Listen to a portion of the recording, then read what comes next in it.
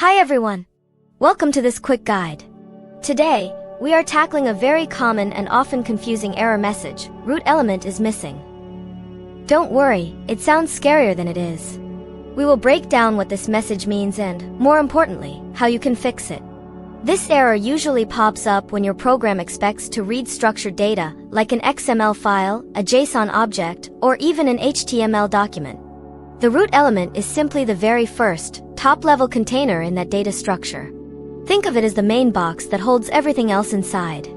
When your system says the root element is missing, it means it couldn't find that main box.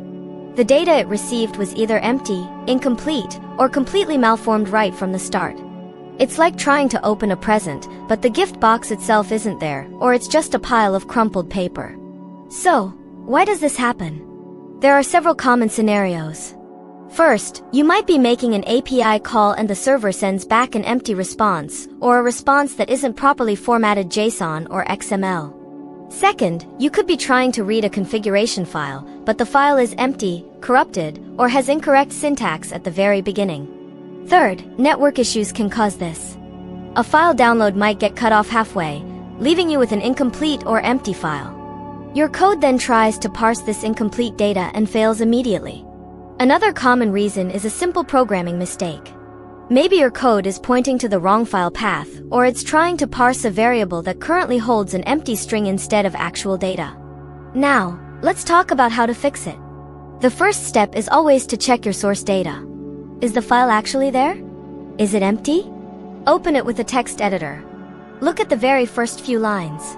Does it start with an opening tag like root or HTML for XML/HTML or for JSON? If it's empty, you have found your problem. The second step is to validate the data format. Use an online JSON validator or XML validator. Copy and paste your data into it. These tools are excellent at pointing out syntax errors like missing brackets, unclosed tags, or incorrect character encoding. Often, the error message from the validator will tell you exactly where the problem lies. The third step involves network or file transfer issues. If you're receiving data over a network, use tools like Postman or your browser's developer console to inspect the raw network response. Make sure the entire response was received.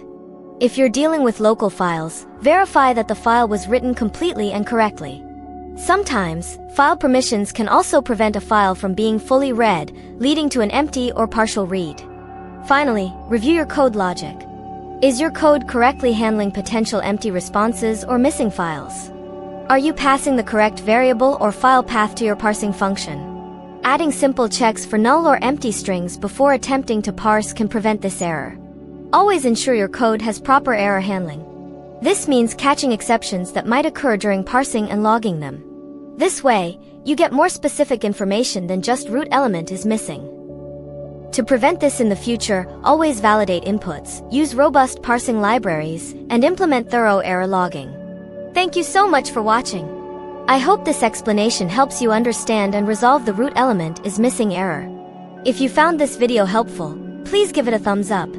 Don't forget to hit that subscribe button and the notification bell so you don't miss out on our future tech tips and tutorials. We appreciate your support.